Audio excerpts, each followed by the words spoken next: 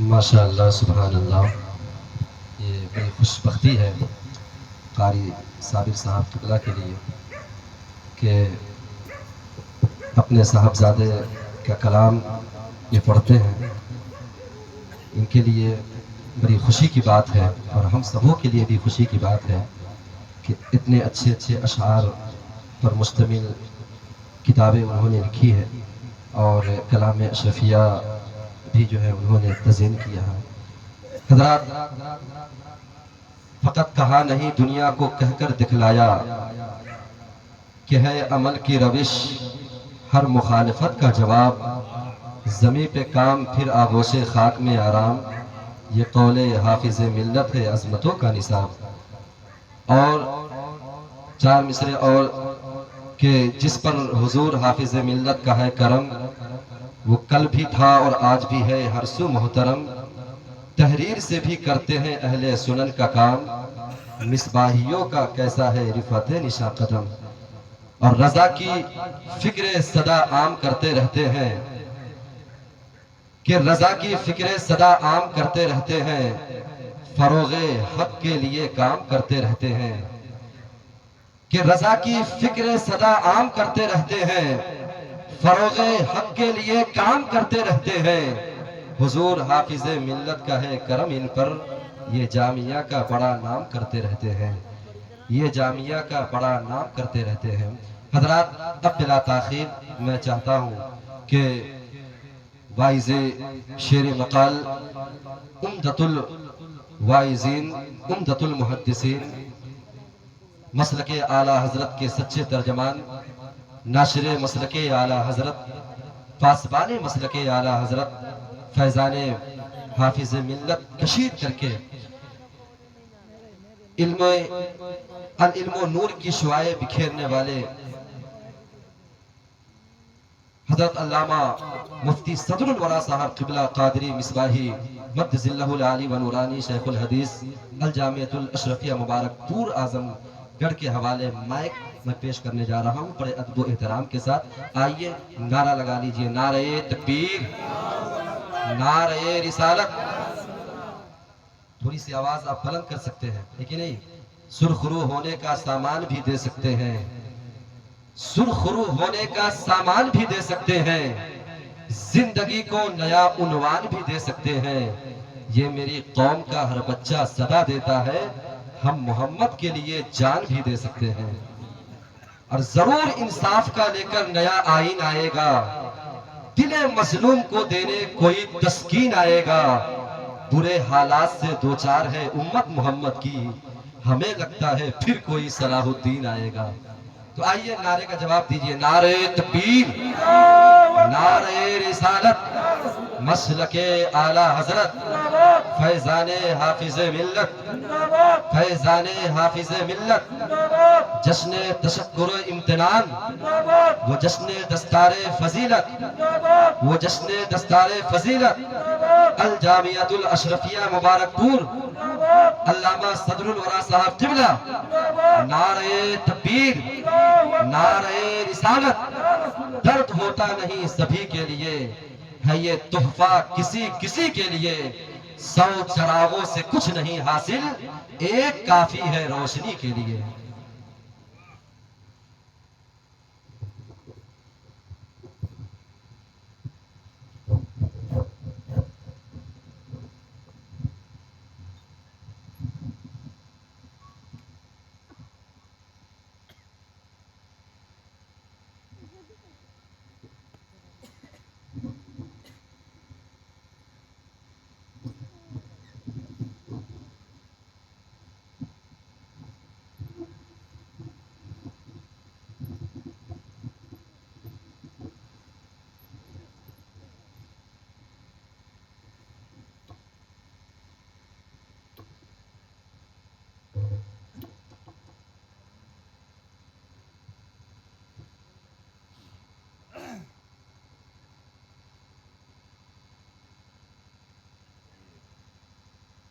منبر نور پہ رونق افروز علماء اہل سنت،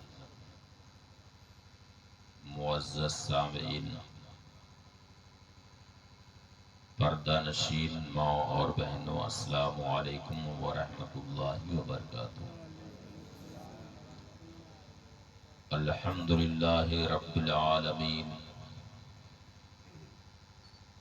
والصلاة والسلام على حبیبہ سید الانبیاء والمرسلین، وعلى آلہ وصحبہ اجمعین، اما بعد، فاعوذ باللہ من الشیطان الرجیم، بسم اللہ الرحمن الرحیم۔ ما كان المؤمنون لينفروا كافة فلولا نفر من كل فرقة منهم طائفة ليتفقهوا في الدين ولينذروا قومهم إذا رجعوا إليهم لعلهم يحذرون۔ وقال رسول الله صلى الله عليه وسلم: إن خير الحديث كتاب الله، وخير الهدي هدي محمد صلى الله عليه وسلم، وشر الأمور محدثاتها۔ آمنت بالله صدق الله العلي العظيم، وصدق رسوله النبي الأمين الكريم، ونحن على ذلك لمن الشاهدين والشاكرين، والحمد لله رب العالمين۔ محترم سامعین، آئیے ہم اور آپ سب سے پہلے اپنے اور ساری کائنات کے مرکز عقیدت حضور سید الانبیاء خاتم پیغمبراں رحمت للعالمین جان عالمین جناب احمد مجتبیٰ محمد مصطفیٰ صلی اللہ تعالی علیہ وسلم کی بارگاہ عرش جاہ میں ہدیہ درود پاک نظر کیجیے، پڑھیے اللہم صلی علی سیدنا مولانا شفیعنا و نبینا محمد معدن الجود والکرم وآلہ بارک وسلم صلاة و سلاما دائما علیک یا رسول اللہ صلی اللہ تعالی علیہ وسلم۔ آج کی یہ پاکیزہ محفل کیوں منعقد کی گئی اور ٹھنڈک کی اس رات میں، جبکہ رات 1 بجنے والا ہے، اس ٹھنڈک میں آپ لوگ بیٹھے ہیں اور اسلامی رشتے کی ہماری مائیں اور بہنیں بھی اس ٹھنڈک میں بیٹھی ہوئی ہیں، آخر کوئی مقصد ہے؟ صوبہ بہار کے ضلع مدھوبنی کی سرزمین بڑی زرخیز معلوم ہوتی ہے، لیکن یہ ہمارے صوفی صاحب کے والد صاحب ہیں، ٹھنڈک میں بیٹھے ہوئے۔ مدھوبنی کی یہ زمین بہت زرخیز ثابت ہے۔ زرخیز سمجھتے ہیں کس کو کہتے ہیں؟ سونا اگانے والی زمین، جہاں کی خاک سے سونا پیدا ہوتا ہے۔ تو دیکھیے ہمارے سامنے اس وقت اپنے اپنے سروں پر تاج فضیلت لیے ہوئے، یوں تو اور سونے اس سے پہلے اگ چکے ہیں، اس وقت ہمارے سامنے 6 سونے تاج فضیلت سجائے ہوئے بیٹھے، جبکہ سال گزشتہ اسی مردم خیز سرزمین کے مولانا واصف رضا واصف مصباحی زیدہ مجدہو بھی ہمارے جامعہ اشرفیہ سے فارغ ہو چکا، جن کا بھی پاکیزہ کلام خود ان کے والد ماجد پڑھ رہے تھے۔ اور یہ اس قدر سعادت کی بات ہے کہ بیٹا کلام لکھے اور باپ پڑھے اسے، یہ کتنی بڑی ہاں؟ باپ لکھے تو بیٹا پڑھے؟ نہیں، یہاں تو الٹا معاملہ، ہاں، کہ بیٹے نے کلام لکھا ہے اور باپ اسے پڑھے۔ میں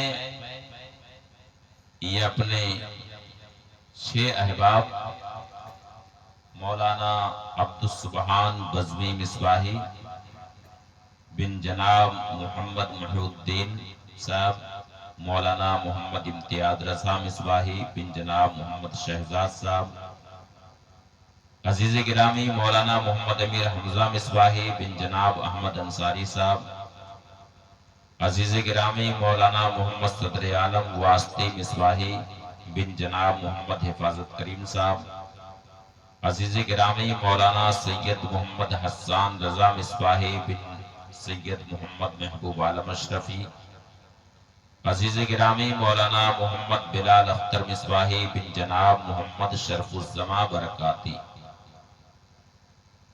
ان تمام حضرات کو اور ان کے والدین کو اور ان کے اہل خانہ کو اور آپ سب لوگوں کو مبارکباد پیش کرتا ہوں۔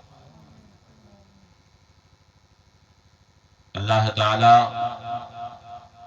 ان کے علم و فضل میں، صحت میں، رزق میں، عظمت و وقار میں برکت عطا فرمائے، انہیں بافیض عالم بنائے، عالم با عمل بنائے، ان کا عالم دین ہونا ان کے حق میں، ان کے والدین کے حق میں اور پوری جماعت اہل سنت کے حق میں مبارک فرمائے۔ ساتھ ہی سال گزشتہ مولانا واصف رضا واصف مصباحی فارغ ہوئے، اللہ تعالی ان کے بھی علم و فضل میں برکت عطا فرمائے، جن کا کلام ابھی ان کے والد ماجد قاری صابر صاحب پڑھ رہے تھے۔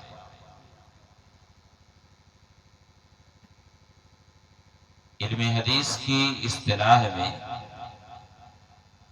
ایک باب ہوتا ہے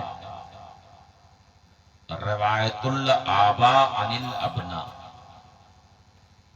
یعنی باپ بیٹے سے روایت کرے، بیٹا استاذ ہوتا ہے اور باپ شاگرد ہوتا ہے۔ یہ تو بہت دیکھا گیا ہے کہ باپ استاذ ہوتا ہے اور بیٹا شاگرد ہوتا ہے، اور اس میں کوئی خاص بات نہیں ہے، تو یہ بھی اہمیت یہ حامل یہ بھی چیز بہت اہم ہے کہ باپ استاذ ہو بیٹا شاگرد ہو۔ جیسے ہمارے ہی فرزند ہمارے لڑکے بھی ہیں، شاگرد بھی ہیں،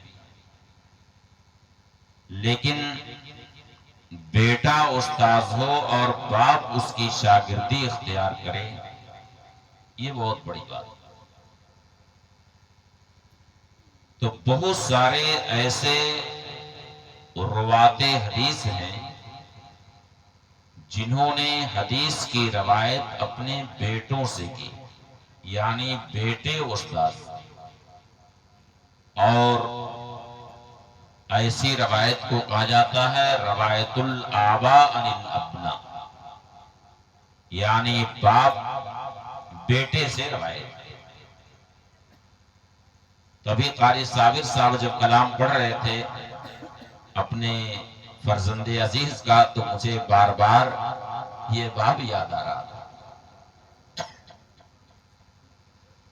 میں آپ تمام حضرات کو مبارکباد پیش کرتا ہوں۔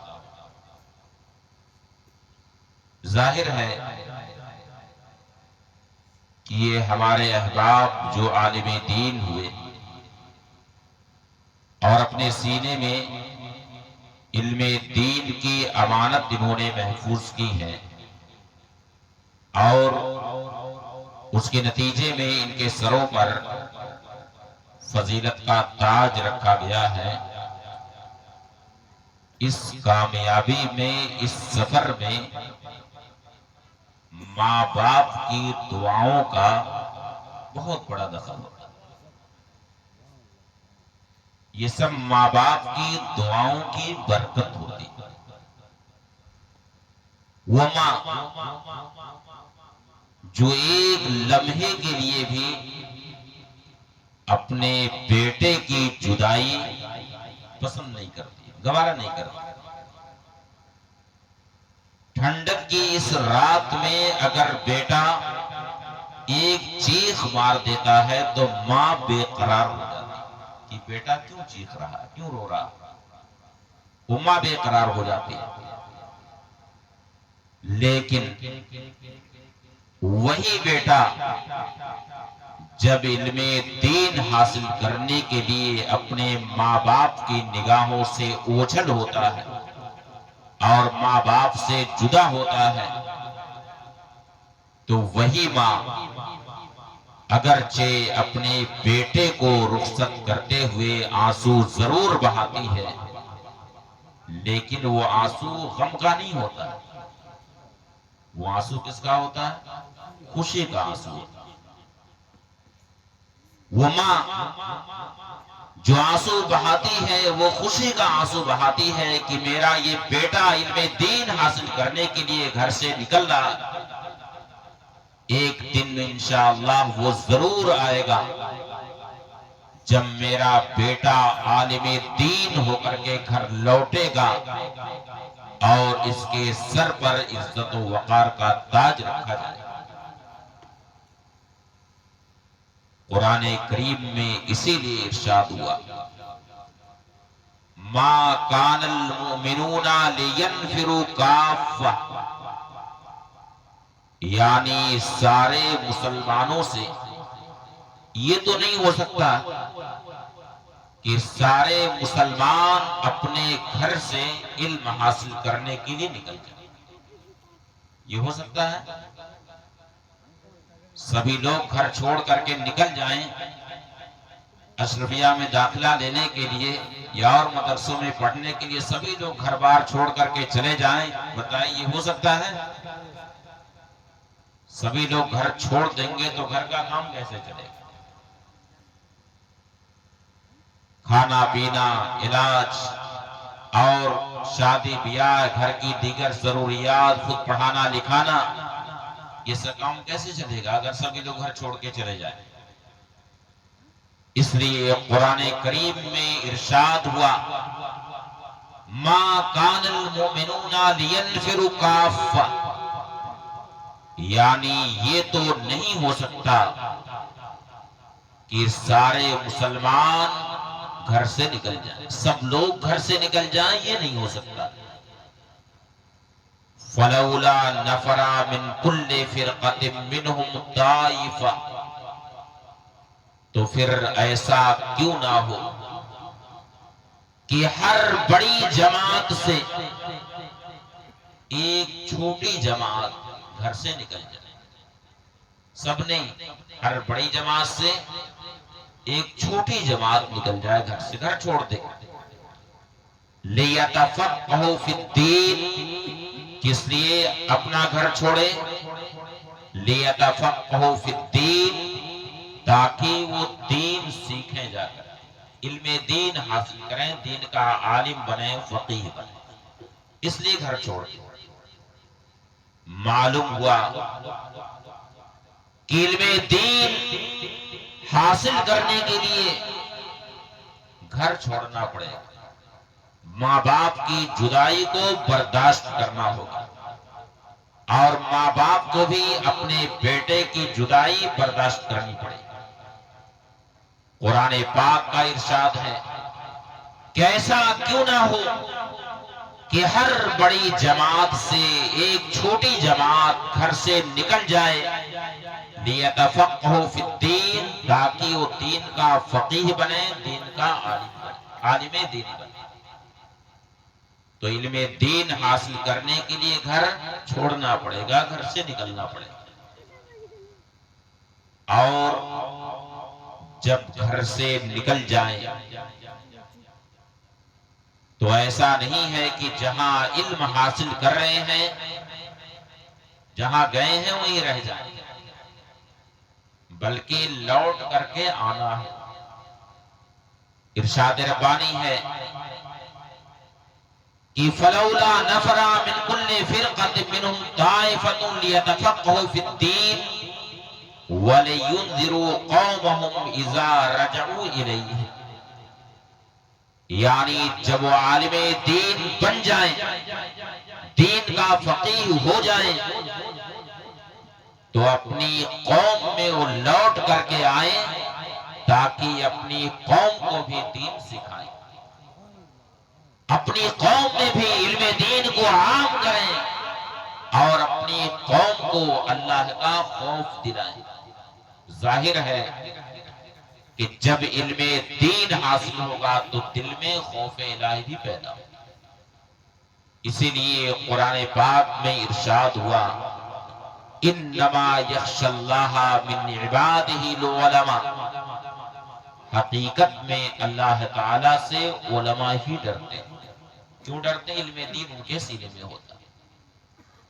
تو قرآن پاک میں ارشاد ہے وَلْيُنذِرُوا قَوْمَهُمْ إِذَا رَجَعُوا إِلَيْهِمْ، یعنی جب وہ لوٹ کر کے آئیں تو اپنی قوم کو آ کر کے دین سکھائیں، اپنی قوم کو آ کر کے واعظ و تبلیغ کریں، اپنی قوم میں آ کر کے انہیں اللہ سے ڈرائیں، لعلہم یحذرون، کہ وہ اللہ سے ڈریں، اللہ کا خوف رکھیں۔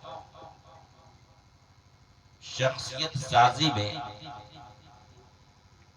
ماں باپ کی دعاؤں کا بہت بڑا دخل ہوتا ہے۔ ماں باپ اپنے بیٹے کو مدرسے میں بھیج دیے، اساتذہ وہاں تعلیم دیتے ہیں، تربیت کرتے ہیں، مگر اس سفر کی کامیابی میں ماں باپ کی دعاؤں کا بہت بڑا دخل ہوتا ہے۔ امام بخاری رحمۃ اللہ تعالی علیہ، جن کا نام آپ لوگوں نے سنا ہے کہ نہیں سنا، جنہوں نے حدیث شریف کی ایسی کتاب لکھی بخاری شریف کہ بخاری شریف پڑھے بغیر دستار فضیلت نہیں دی جاتی۔ امام بخاری رحمۃ اللہ تعالی علیہ جب پیدا ہوئے تھے تو شروع میں بینائی تھی، یعنی آنکھ ان کی ٹھیک ٹھاک تھی، دیکھتے تھے، مگر کچھ دنوں کے بعد بینائی ان کی ختم ہو گئی، نابینا ہو گئی، کچھ دکھائی نہیں دیتا، اور والد کا بھی سایہ سرسو ہو گیا، یتیم بھی ہو گئی اور بینائی بھی چلی گئی۔ اب امام بخاری کی والدہ کو بڑا غم لاحق ہوا، وہ اللہ کی بارگاہ میں روتی تھی، دعائیں کرتی تھی کہ اے پروردگار، جب محمد پیدا ہوا تھا، محمد بن اسماعیل بخاری جب پیدا ہوا تھا تو میں نے تو یہ ارادہ کیا تھا کہ میں اسے عالم دین بناؤں، اسے میں عالم بناؤں، اب تو اے پروردگار اس کی بینائی چلی گئی، اسے کچھ سجھائی نہیں دیتا ہے۔ عالم دین ہونا تو بہت بڑی بات ہے، اب اس کے لیے تو اپنی ضروریات پوری کرنا یہی مشکل ہو گیا، اور عالم دین ہونا تو بہت بڑی بات ہے۔ دنوں رات وہ اللہ کی بارگاہ میں روتی تھی، دعائیں کرتی تھی کہ اے پروردگار، میرے بیٹے کی بینائی تو واپس کر دے، بینائی اس کی لوٹا دے، اسے پھر سے بینا بنا دے، پھر سے دیکھنے والا بنا دے۔ دنوں رات وہ اللہ کی بارگاہ میں دعائیں کرتی تھی۔ دیکھیے ایک ماں اپنے بیٹے کو عالم دین بنانے کے لیے کس طریقے سے اللہ کی بارگاہ میں رو رہی ہے، اور دیکھ رہے ہیں کچھ لوگوں کو نیند آ رہی، کچھ لوگوں کو خیر وقت بھی بہت ہو گیا۔ ایک سوا ایک بج رہا ہے. امام بخاری اللہ کی بارگاہ میں امام بخاری کی والدہ اللہ کی بارگاہ میں روتی تھی، دعائیں کرتی تھی کہ اے پروردگار میرے بیٹے کی بینائی تو لوٹا دے. ایک دن ایسا اتفاق ہوا، رات ہوئی، امام بخاری کی والدہ سوئی ہوئی، خواب میں حضرت ابراہیم خلیل اللہ علیہ السلام تشریف. ان کی والدہ کو حضرت ابراہیم خلیل اللہ علیہ السلام کی زیارت ہوئی خواب میں.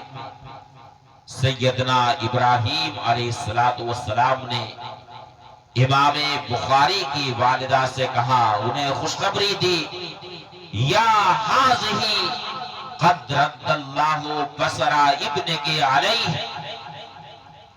کہ اے محمد بن اسماعیل بخاری کی والدہ تمہیں بشارت ہو، تمہیں خوشخبری ہو، اللہ تعالی نے تمہارے بیٹے کی بینائی لوٹا دی. دیکھ اللہ تعالی نے تمہارے بیٹے کو بینا بنا دیا ہے، دیکھنے والا بنا دیا ہے. یہ خواب انہوں نے دیکھا. جب بیدار ہوئی اب انہیں عجیب بے چینی ہوئی کہ خواب جو میں نے دیکھا ہے کیا حقیقت میں میرے بیٹے کی بینائی لوٹ آئی. امام بخاری کو اٹھایا اور فرمایا کہ بیٹا اٹھو، ابھی ابھی میں نے ایسا خواب دیکھا ہے، ہمارے نبی کریم صلی اللہ علیہ وسلم کے جد امجد سیدنا ابراہیم خلیل اللہ علیہ السلام ابھی ابھی میرے خواب میں تشریف لے آئے اور انہوں نے یہ بشارت دی ہے کہ اللہ کی بندی تمہاری دعا کو اللہ نے قبول فرما دیا اور تمہارے بیٹے کی بینائی اللہ تعالیٰ نے لوٹا دی ہے، وہ دیکھ تمہارا بیٹا بینا ہو. ذرا بیٹا اٹھ.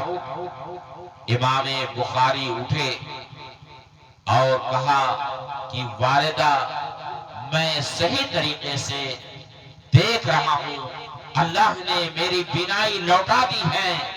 امام بخاری کی والدہ نے پوچھا کہ بیٹا تو اگر دیکھ رہا ہے تو یہ بتا کہ میں کون سے کلر کا کپڑا پہنی. امام بخاری نے فرمایا کہ والدہ آپ ہرے کلر کا کپڑا پہنیں. اس سے اندازہ کیجئے کہ شخصیت سازی میں ماں کا کتنا بڑا دخل ہوتا ہے، ماں کی دعاؤں کا کتنا زیادہ اثر ہوتا ہے کسی شخصیت کو مکمل ہونے. اس لیے ان علماء کرام کے خاص طور سے ماؤں کو میں مبارکباد دیتا ہوں جنہوں نے مصلی پر بیٹھ کر کے اپنی بھیگی پلکوں سے اللہ کی بارگاہ میں ان کی کامیابی کے لیے، ان کے عالم دین ہونے کے لیے اللہ کی بارگاہ میں روتی رہی، دعائیں کرتی رہی. اس لیے ان حضرات کی ماؤں کو خاص طریقے سے میں مبارکباد پیش کرتا ہوں کہ آج ان کی یہ لال، ان کے یہ فرزند، ان کے سروں پر آج تاج فضیلت سجایا گیا ہے اور عالم دین کی شکل میں آپ حضرات انہیں دیکھ رہے ہیں. امام احمد ابن حنبل رضی اللہ تعالی عنہ کا نام آپ لوگوں نے سنا ہے کہ نہیں؟ 4 مصلح کا نام سنا ہے نا؟ حنفی مصلح، مالکی مصلح، شافعی مصلح اور حنبلی مصلح. تو حنبلی مصلح کے امام احمد ابن حنبل یہ ایسے عظیم امام ہیں کہ جب سیدنا امام احمد ابن حنبل کا انتقال ہوا تو نماز جنازہ میں اتنی بھیڑ ہوئی تھی. طبقات الشافعیۃ الکبریٰ میں لکھا ہے کہ روئے زمین کا خشک حصہ تنگ پڑ گیا تھا. سمندر میں صفیں لگی تھی جنازے میں، اور اس بڑی تعداد کو دیکھ کر کے 20,000 یہودیوں نے اسلام قبول کر لیا۔ ایسے عظیم امام ہیں سیدنا امام احمد ابن، ان کے استاذ ہیں سیدنا امام شافعی رحمۃ اللہ تعالی۔ امام احمد بن حنبل رضی اللہ تعالی عنہ کی ایک بیٹی تھی، بہت بڑی عالمہ تھی، بہت بڑی وہ فقیہہ تھی، یہاں تک کہ فقہ حنبلی کے جو فقہائے کرام شمار ہوتے ہیں، مذہب حنبلی کے جو فقہاء شمار کیے جاتے ہیں، ان میں امام احمد ابن حنبل کی بیٹی کا نام سر فہرست لکھا جاتا ہے، اتنی بڑی وہ عالمہ تھی، اور ساتھ ہی ساتھ وہ بہت بڑی عابدہ زاہدہ بھی تھی، صوم و صلاۃ کی ایسی پابند تھی۔ ایک کتاب ہے، اس کا نام شاید آپ لوگوں نے نہ سنا، حاشیۃ البجیرمی علی الخطیب۔ میں چونکہ چاروں فقہ کی کتابوں کا اکثر مطالعہ کرتا رہتا ہوں، فقہ حنفی، فقہ حنبلی، فقہ مالکی، فقہ شافعی، اصل میں کچھ علماء شافعیہ ہیں وہ مجھ سے برابر رابطے میں رہتے ہیں کہ حضرت اس بارے میں فلاں فقیر نے یہ کہا، فلاں نے یہ کہا ہے، تو اس میں صحیح قول کیا؟ بتائیے، وہ خود شافعی مذہب کے، میں حنفی ہوں، فون ہمارے پاس کرتے ہیں، اس لیے مجھے چاروں مذہب کی کتابیں پڑھنی رہتی ہیں۔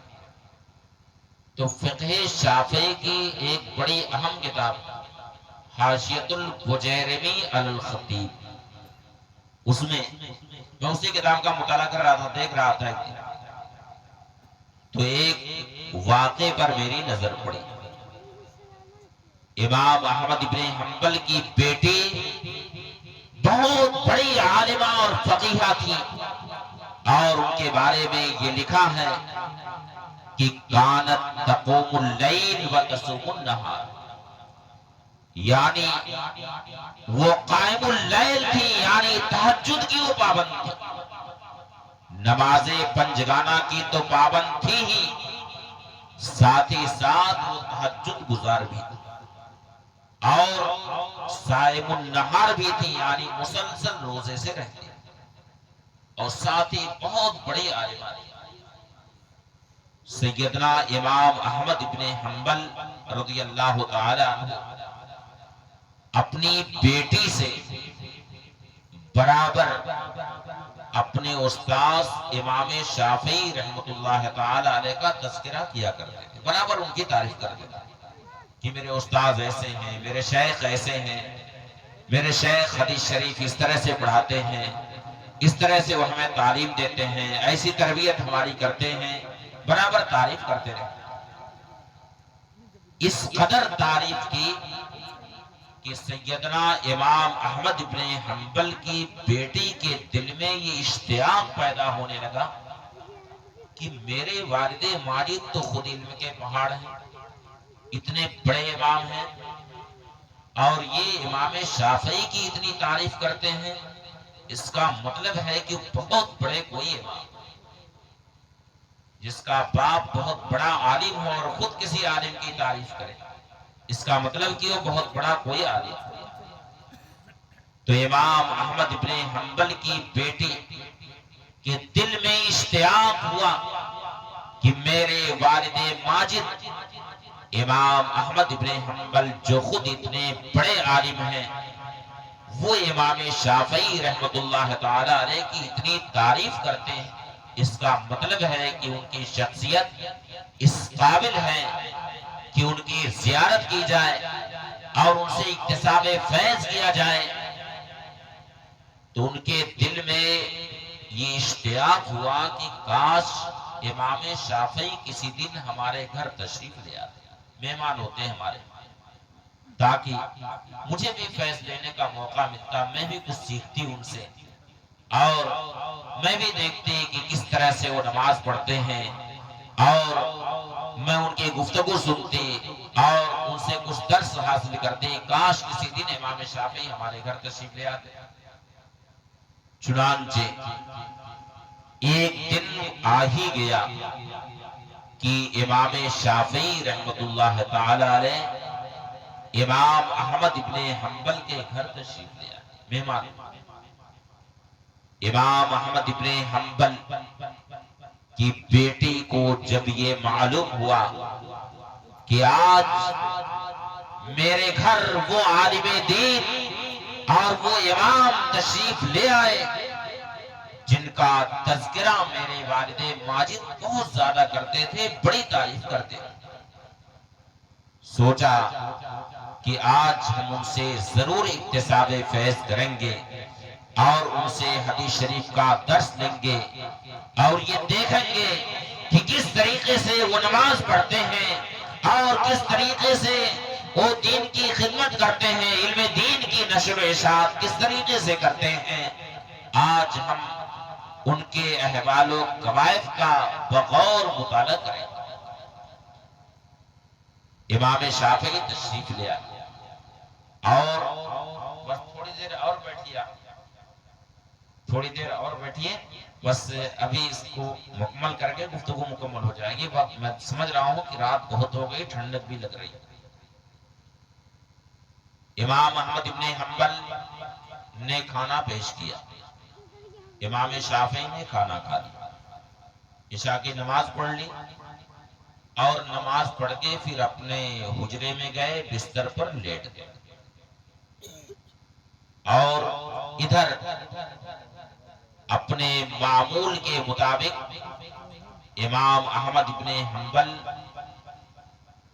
نماز میں مشغول ہو، یعنی عشاء کی نماز کے بعد تھوڑی دیر پیٹھ لگا لی، پھر تہجد پڑھنے کے لیے اٹھ گئے. رات بھر نماز پڑھتے اور امام احمد ابن حنبل کی بیٹی بھی چونکہ تہجد کی پابند تھی، وہ بھی تہجد پڑھنے کے لیے اٹھ گئی، رات بھر تہجد پڑھتے رہے. اور ادھر امام شافعی نماز پڑھ کے کھانا کھا کے بستر پر لیٹ گئے اور صبح تک بستر پر لیٹے ہی. جب صبح ہوئی تو امام شافعی رحمت اللہ تعالی علیہ اپنے حجرے سے باہر نکلے اور فجر کی نماز پڑھی اور وضو بھی نہیں کیا. امام احمد بن حنبل کی بیٹی نے یہ سب دیکھا تو اپنے والد ماجد سے کہنے لگی، یا ابتا ھذا ھو الامام الشافعی الذی کنت تحدثنی عنہ. والد ماجد، کیا یہ وہی امام شافعی ہیں جن کی آپ اتنی تعریف مجھ سے کرتے تھے، ان کی اتنی بخان آپ کرتے تھے، ان کا تذکرہ آپ مجھ سے اتنا کرتے تھے اور اتنی تعظیم سے آپ ان کا نام لیتے تھے، یہی وہ امام شافعی ہیں یا یہ کوئی دوسرے ہیں جو ہمارے گھر آ گئے؟ ہم نے تو ان کے بارے میں جیسا سنا تھا ویسا تو نہیں پایا، ان کے بارے میں ان کو ایسا نہیں پایا. فرمایا کہ والد ماجد، ابا حضور، میں نے آج تو ان کے تعلق سے 3 بڑی عجیب و غریب باتیں دیکھی. اب مجھے بڑی حیرت بھی ہو رہی کہ جن کی آپ اتنی تعریف کرتے تھے ان سے میں یہ 3 عجوبہ میں دیکھ رہی.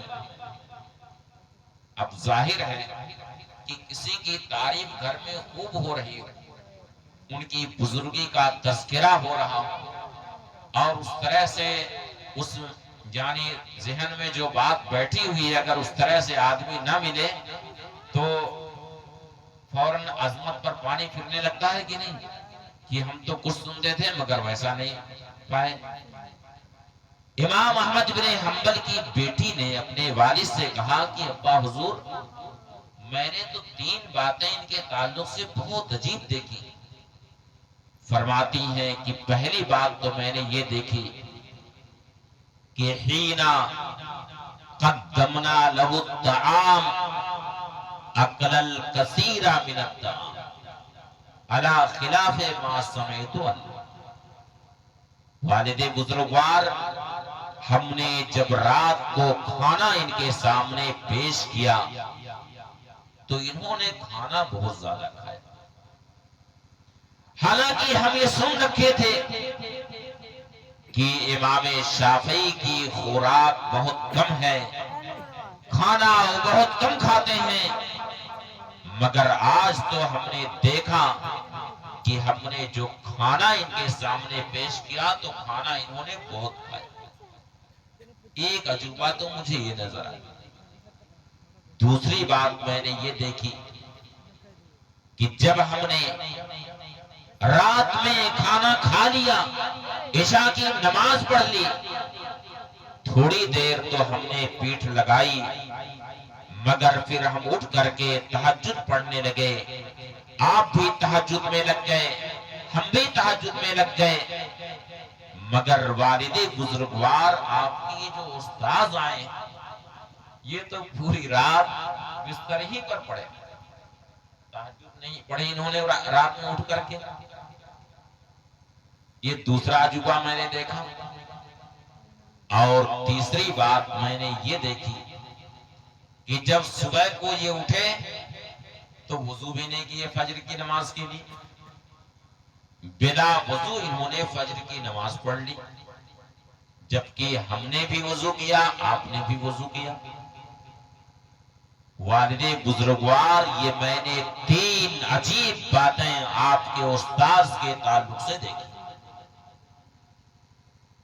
امام احمد ابن حنبل نے اپنی بیٹی کی یہ ساری باتیں سن لیں، پھر اپنے استاذ امام شافعی سے فجر کی نماز کے بعد ملتے ہیں، پوچھتے ہیں کیف اللیلہ یا شیخ، آج کی رات کیسی رہی؟ حضور آج آپ ہمارے گھر تشریف لے آئے، ہمارے گھر آج آپ مہمان تھے، یہ بتائیں کہ آج کی رات آپ کی کیسی رہی؟ امام شافعی رحمت اللہ تعالی علیہ نے فرمایا بتنا بخیر لیلہ، آج کی رات تو بڑی بابرکت رات ثابت ہوئی ہے، ایسی خیر والی رات آج ہمارے لیے ثابت ہوئی کہ ایسی بابرکت رات مجھے اب تک نہیں ملی۔ پھر امام احمد ابن حنبل نے اپنے استاذ سے اپنی بیٹی کی تینوں باتیں پیش کی کہ میری بیٹی نے 3 باتیں آپ کے تعلق سے کہی۔ پہلی بات میری بیٹی نے یہ کی ہے کہ حضور آپ کے تعلق سے میری بیٹی نے یہ سن رکھا تھا کہ آپ کھانا بہت کم کھاتے ہیں اور رات میں آپ نے کھانا معمول کے خلاف زیادہ مقدار میں کھایا۔ امام شافعی رحمت اللہ تعالی علیہ نے فرمایا کہ ہاں آج کی رات میں نے زیادہ کھانا ضرور کھایا ہے، اور اس کی وجہ یہ ہے کہ لِأَنِّي عَلِمْتُ أَنَّ طَعَامَكَ حَلَالٌ وَأَنَّكَ كَرِيمٌ وَطَعَامُ الْكَرِيمِ دَوَاءٌ وَشِفَاءٌ، یعنی آج کی رات میں نے جو زیادہ کھانا کھایا وہ اس وجہ سے کہ آج میں آپ کے دسترخوان پر بیٹھا تھا اور مجھے اس بات کا یقین تھا کہ میرے سامنے جو کھانا رکھا ہے یہ کھانا پورا حلال کا حلال کمائی کا یہ کھانا ہے۔ اور اے احمد ابن حنبل تم کریم ہو، اور کریموں کے در پر جو کھانا کھلایا جاتا ہے مہمانوں کو وہ کھانا دوا اور شفا ہوتا ہے، وہ کھانا جو کھاتا ہے تو بیماریوں کے لیے وہ شفا ہوا کرتا ہے، تو میں نے دوا اور شفا سمجھ کر کے آج میں نے کھانا زیادہ کھایا۔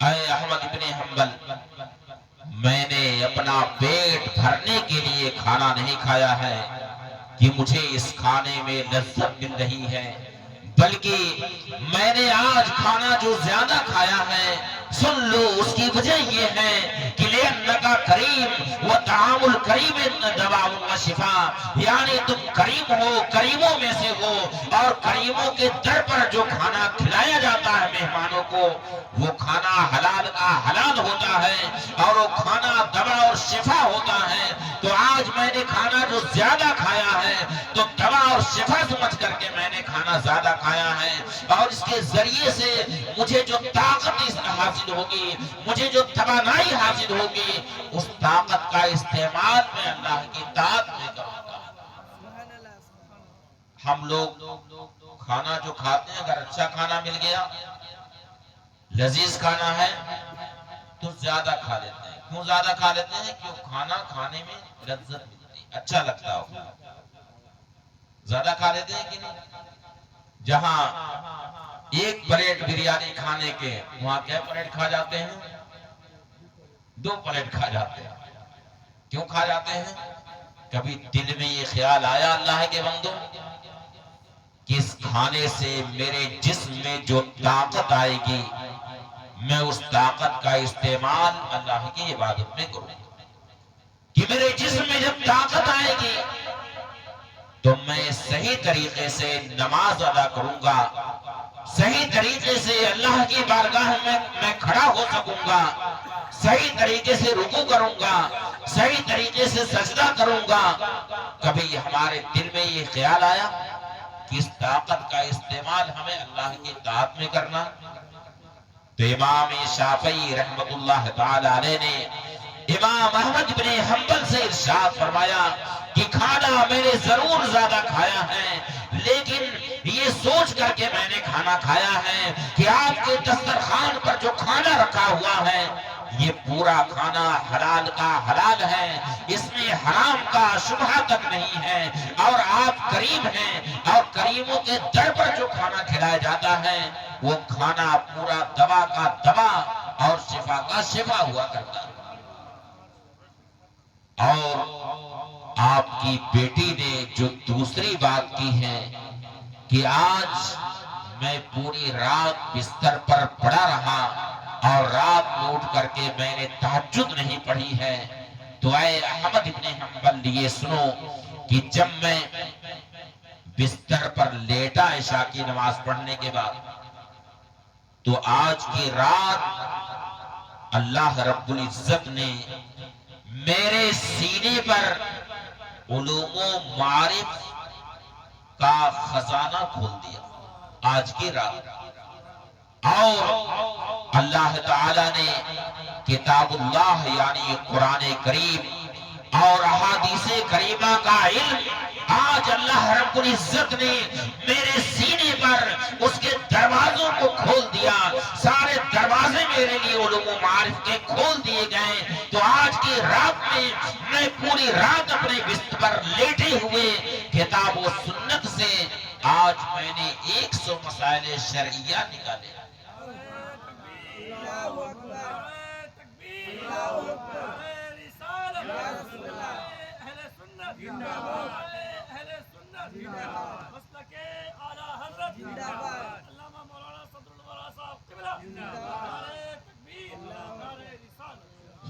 شاید لوگوں کو غلط فہمی ہو گئی ہو کہ میں پوری رات خواب غفلت میں پڑا رہا، ایسا نہیں۔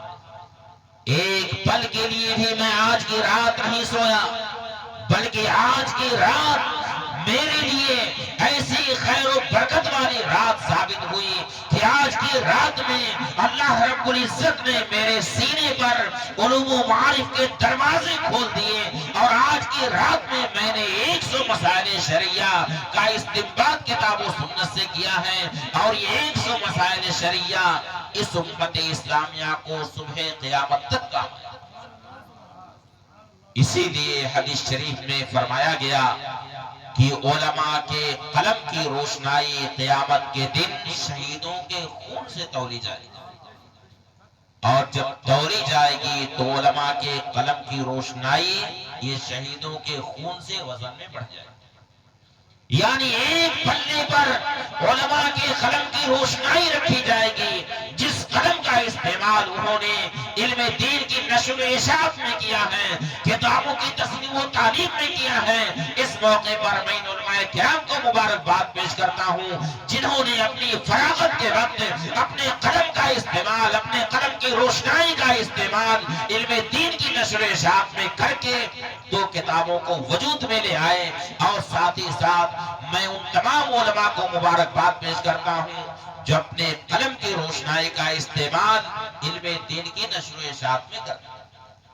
تو فرمایا گیا کہ قیامت کے دن ایک پلے پر علماء کے قلم کی روشنائی رکھی جائے گی اور دوسرے پلے پر شہیدوں کا خون رکھا جائے گا جس کو انہوں نے دین اسلام کی آبیاری کے لیے بہایا ہے۔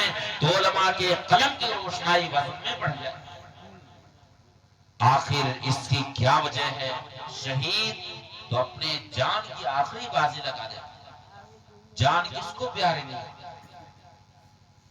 شہید تو اپنا آخری خون بہاتا ہے، مگر کیا وجہ ہے کہ عالم کے قلم کی روشنائی شہیدوں کے خون سے تولی جائے اور عالم کے قلم کی روشنائی شہیدوں کے خون سے وزن میں پڑ جائے؟ اس کی وجہ علماء نے یہ بیان کی ہے کہ شہید نے ضرور اپنا خون اللہ کی راہ میں بہایا ہے، مگر اس کا ثواب شہید کو ملے گا۔ اور عالم نے علم دین کی نشر و اشاعت میں جو اپنا قلم چلایا ہے تو اس کا فائدہ صرف عالم دین کو نہیں بلکہ پوری امت مسلمہ کو صبح قیامت تک کے لیے ملتا ہے۔ تو امام شافعی رحمت اللہ تعالی علیہ نے فرمایا کہ اے احمد بن حنبل، آپ کی بیٹی نے جو یہ کہا کہ آج پوری رات میں اپنے بستر پر پڑا رہا، تو ایسا نہیں بلکہ ایک پل کے لیے بھی مجھے نیند نہیں آئی، ایک پل کے لیے بھی میں نہیں سویا، بلکہ آج پوری رات کتاب و سنت کے مطالعے میں نے گزار دی اور 100 مسائل شریعہ کا استنباط میں نے آج کی رات میں کتاب و سنت سے کیا۔ اور اے احمد ابن حنبل، ظاہر ہے کہ جب پوری رات مجھے نیند نہیں آئی تو عشاء کا وضو میرا برقرار رہا اور وضو کی حالت میں میں نے کتاب و سنت کی روشنی میں 100 مسائل شریعہ کا استنباط کیا، تو آج میں نے عشاء کے وضو سے فجر کی نماز ادا کی۔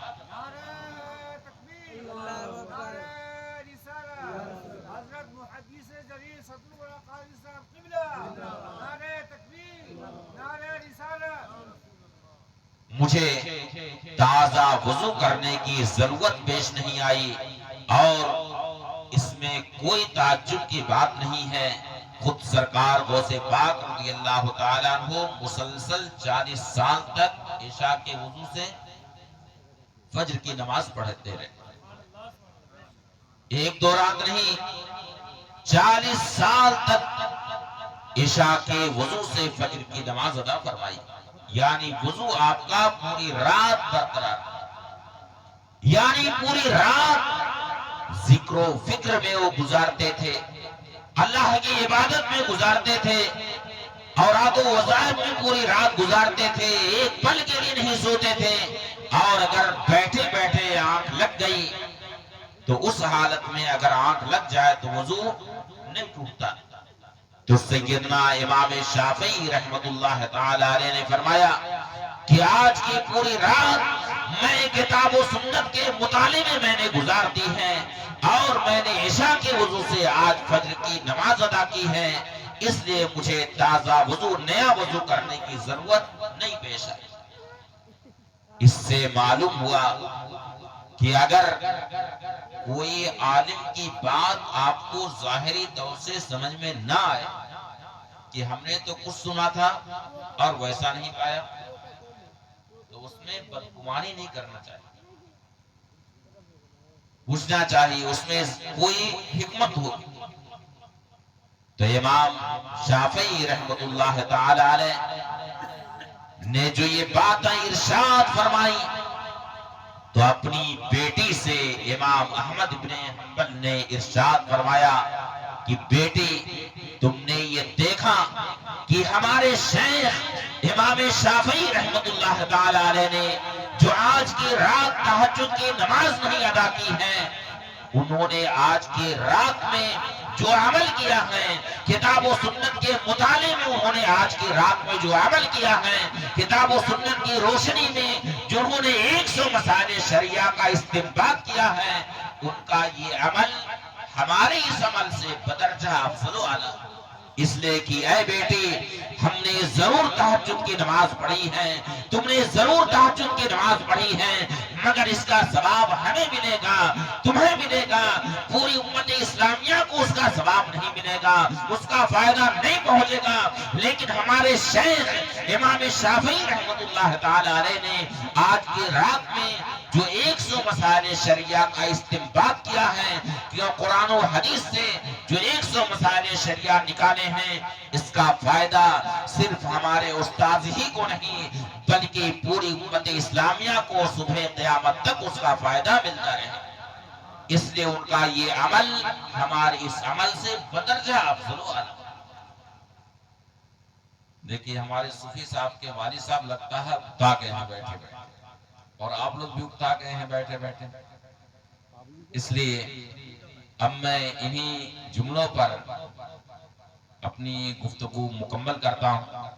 آخر میں میں پھر ان علماء کرام کی خدمت میں ہدیہ تبریک پیش کرتا ہوں، اور بڑی ناشکری بلکہ یہ گفتگو نامکمل رہے گی اگر اس محفل میں محب گرامی وقار یعنی عزیزی مولانا سید حسان میاں مصباحی کے چچا حضرت مولانا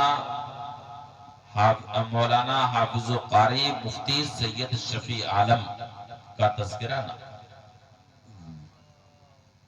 وہ بھی مدھوبنی کی اسی زرخیز زمین سے تعلق رکھتے ہیں، وہ بھی